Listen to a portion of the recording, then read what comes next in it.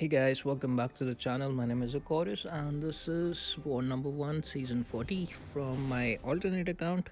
The team is Scorpion, Galan, and Ultron, and I'm taking the same path number 5. So, first fight is Mojo on the ebb and flow knockdown debuff immunity when knocked down and force of will.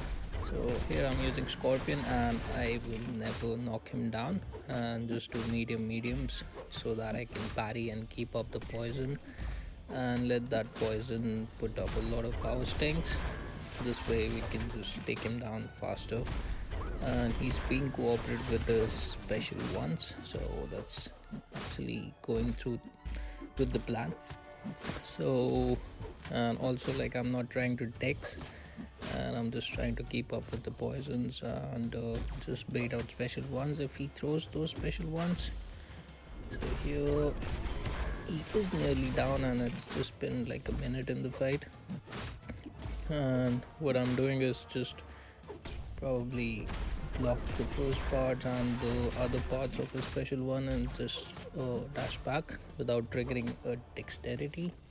So the fight went very well. And next up is Kitty Pryde on the same ebb and flow knockdown and unstoppable heavy. So here we use Ultron. It's a bit of a tricky fight without Nimrod. So I first knock her down and then just push her to 1 bar of power, and then I just try to bait out that 1 bar, and because of that evade which triggered, like, it kind of messed me up a little bit, but the fight is going well. She's at like 5 of those prowesses, and here it gets a bit tricky. I hit into her invisibility, so I took a little bit of damage, which wasn't a big deal.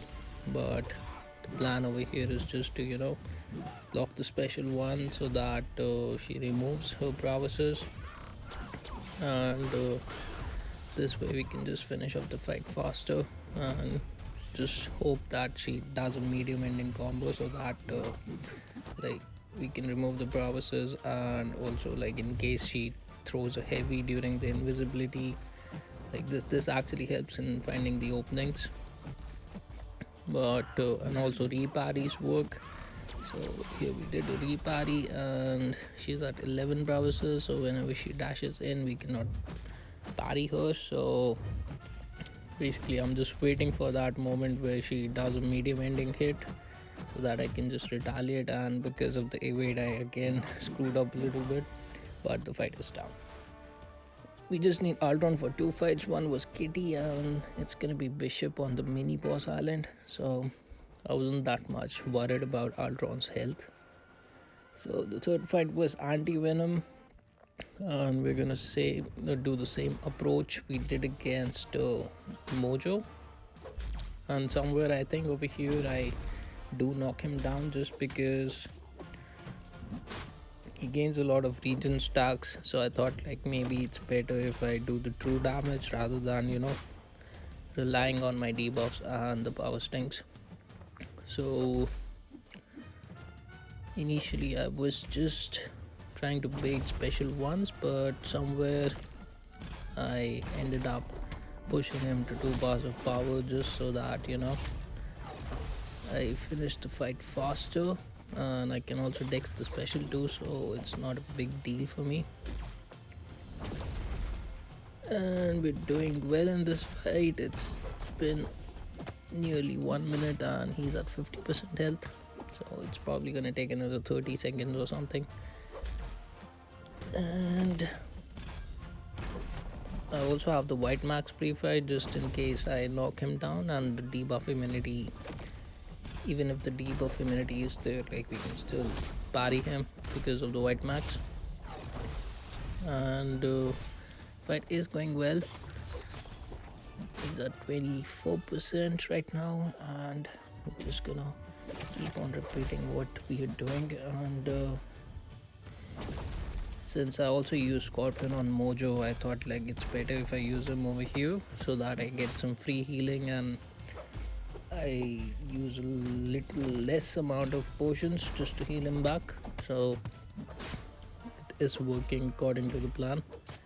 And here we just finish it with the hits, even with the protection up. So next up is gonna be a Terrax on Note 22. Aggression Prowess has its shift, Incinerate, and Shock, and it's a bit of a tricky fight. I'm not gonna lie. So since Scorpion is not Incinerate immune, I have to wait out this phase, this Rock Field phase, and also this Incinerate phase, so that no, I can do some true damage without taking a lot of hits, or like without losing a lot of health. So during the shock phase I'm gonna be more aggressive, and during the incinerate phase I'm gonna be more defensive, and just probably do a heavy after his special once just to create some space.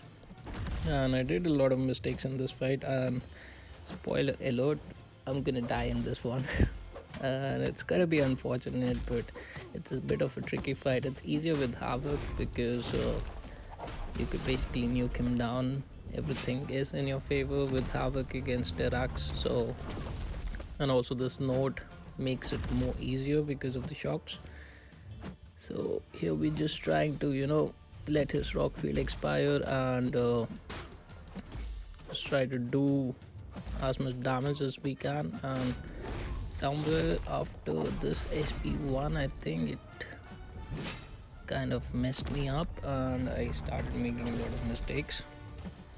So I was dashing back too much. That was the main problem, and just because of that I got hit. I thought he might just dash back again, and he just dashed in, so that basically screwed me up. I took a few hits, and now I just thought like I should do a lot of block hits and just push him to his corner, but I just did 3, and here we get hit again. And it was just it's a tragic fight. Like, I was not expecting this to be that bad. So we're just trying to do like, I should have gone with like 5-hit combos over here, but we just did like a 3-hit combo, and I just pushed him back, which was a mistake on my part. And somewhere here I should have done like a few block hits just to create some space. And over here I think we're gonna die soon, and with the rock field he has, like, I also get the incinerate, that means more block damage and also more rock field damage. So that basically was it for me on this fight. But we go in again with Scorpion. It could have been easy solo if basically I did a few more block hits just to push him towards his corner, because whenever he throws a special, like, he has that rock field where if you stay close you take a lot of damage, and if you get cornered during that rock field it's just difficult to get out of that, because during the rock field phase he is very aggressive, so he is gonna push you to your corner. So you just have to be careful about that. And here he's just spamming his heavy attacks, and that was just tragic. Like, I was like too much scared about after the death. I was just like, oh man, I don't want to die again. So yeah, we do the same thing. We just try to play this safely, as safe as we can. And now I see the incinerate phase going off, and I'm just taking a little bit of block hits and like rock field damage, just so that this rock field expires as fast as I want it to expire. So yeah, he throws another special too, and now we do the same thing. We just stay close to him, so he throws a lot of heavy attacks. That means it's gonna waste his time on that rock field. So now we see the incinerate phase expire, and during this shock phase we're just gonna finish him off as fast as we can. And I think I just ended with a special one, or maybe I just bait out a special one. Yeah, I did end up with a special one on the block, which was not a good idea, but it worked somehow.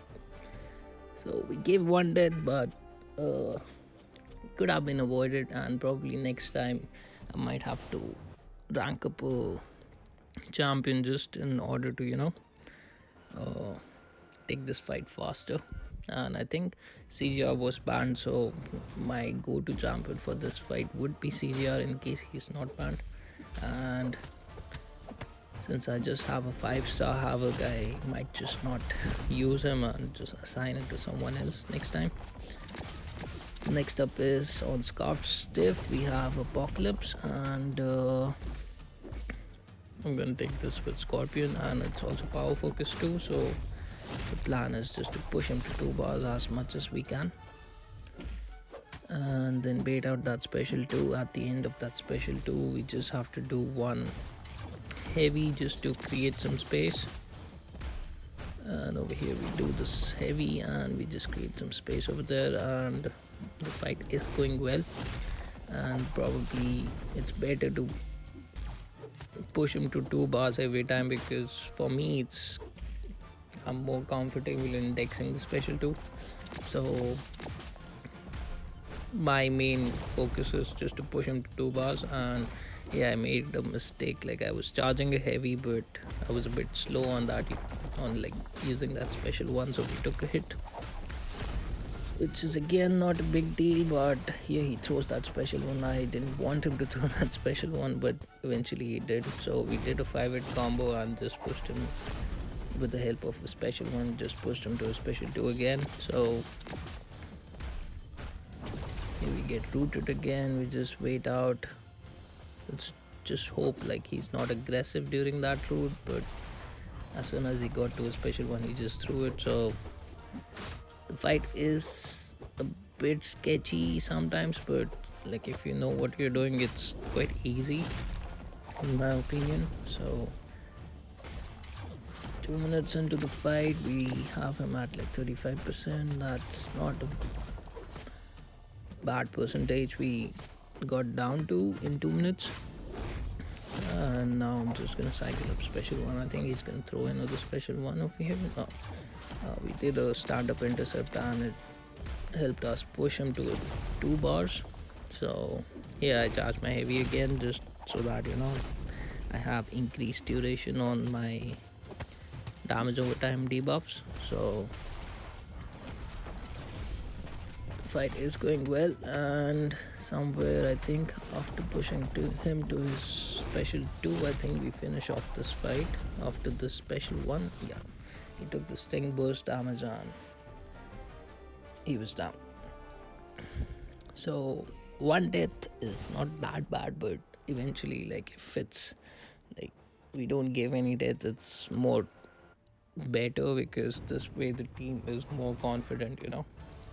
So the next fight is Killmonger on Power Snack, and I'm gonna use Galan for this fight because he's immune to Power Snack. So basically my goal was just to get some of my planetary masses, and with the help of those power stings just like heal up, and just be careful like not to hit him a lot during this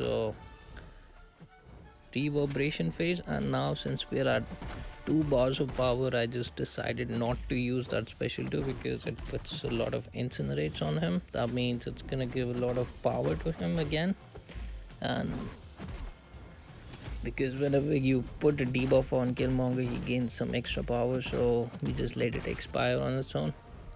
So now my plan is just to build up some more planetary masses, and then after this after this power stink, just use a special 3 so that I can enter my harvest, and this way I can just probably use a special 1 at the end, or maybe let the harvest expire, because after this harvest expire I think he's gonna die. So I'm just trying to play it as safe as I can. I'm not that much used to using Galan in Alliance Wars, so sorry for the bad gameplay. So here the harvest expired and he was down. So the fight went well, like it was a solo which I wanted, so it's all good. So next up is this Nova on Ebb and Flow Intercept, and I think it's also Opportunist. No, probably it's a node where the amount of debuffs they have, like per debuff they gain increased attack. So initially I just went with the special one, and so that I can just fade seal all his buffs, and after that like I can just intercept him and get that fury, because that way he won't auto block. And here he used the special one, that means we lost some planetary charges, which was fine. And here I used the SP1 with the protection, just so that I remove his buffs, which is the main concern in this fight, because if he has a lot of buffs that and the fury, like, you cannot intercept him. And I'm also confident in dexing his special too, so I just went with that. And he auto blocks me, so basically now I have a window to intercept him, but he was just not ready to intercept me, but here he did, so that was nice. And we removed the furies again, all his buffs again. And over here somewhere I do a heavy attack just to trigger the harvest, and even with the protection it just takes him out which was nice. Next time I should not even focus on intercepting him, and just take him down like that. So next up is Rintrah on the same event flow intercept, and the node where whenever they dash in they remove all the debuffs. So I have a plan for this fight with Scorpion, that I never do the intercept, so basically I can keep my debuffs as much as I can. And I also try to avoid the fact like he never dashes in at me, but sometimes he does, and it's very hard to control that. So basically I always try to keep him below 5 charges and never push him to a little more than 5 charges. So once I put him in a corner, I just do like mediums, and probably just do a heavy attack just to reset his charges, remove his 4 charges.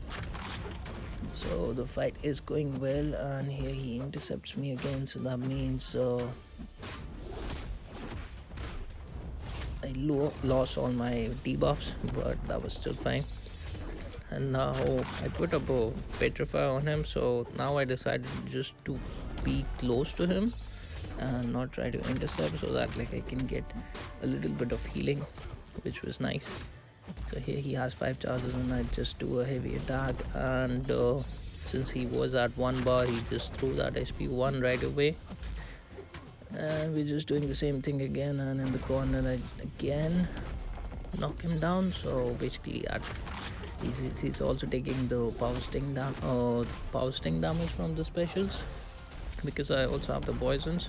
And even without intercepting him throughout the fight, like, it's still a faster fight in my opinion.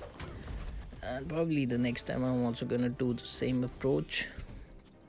So I think it's 5 and 8 fights down, and now it's the 9th fight, which is a bishop on safeguard, and also vigorous assault. During the regeneration, whenever they gain a regeneration buff, they are unblockable. So I'm using Ultron for this fight, and the plan is just to push him to 2 bars, and don't even care about dexing the special 2 that much completely, and just taking it on the block. Ultron heals up a little bit from the energy damage, and since it's not a high sec Ultron, like even like it's still good, like just it's still safer to just block the whole special 2, since it's not unblockable, and just be safe in this fight.